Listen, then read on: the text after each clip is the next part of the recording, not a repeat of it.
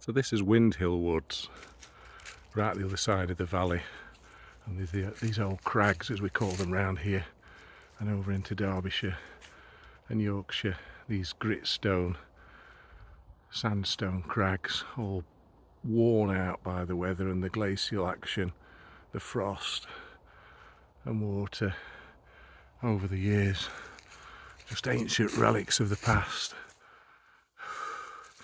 And then there's these beautiful old Windhill Woods below, full of gnarled trees. Speaking of ancient times and ancient lands, this feels like it's been untouched. It really does. And one of those reasons is it's full of boulder,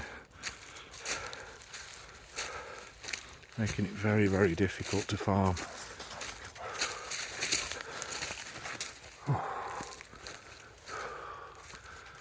It's beautiful.